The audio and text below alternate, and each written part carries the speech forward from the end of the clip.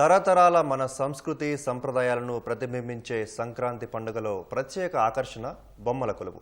ఆధ్యాత్మిక సాంస్కృతిక వారసత్వానికి ప్రతీకగా నిలిచే ఈ బొమ్మల కొలువును 100 ఏళ్ల నాటి అరుదైన వస్తువులతో ఆకర్షణీయంగా ఆలోచింపజేసే విధంగా తీర్చిదిద్దారు గుంటూరు జిల్లా తెనాలికి చెందిన తల్లి కుమార్తెలు నేరెళ్ల కళ్యాణి, చిన్మయ్.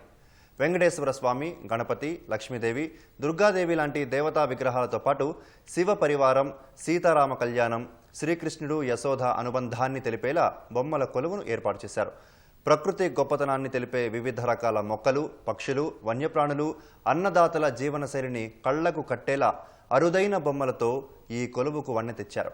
పల్లెల్లోని అందమైన జీవితంతో పాటు పర్యావరణ పరిరక్షణ ఆవశ్యకతను బొమ్మల కొలువు ద్వారా భావి తరాలకు చాటే ప్రయత్నం చేశారు.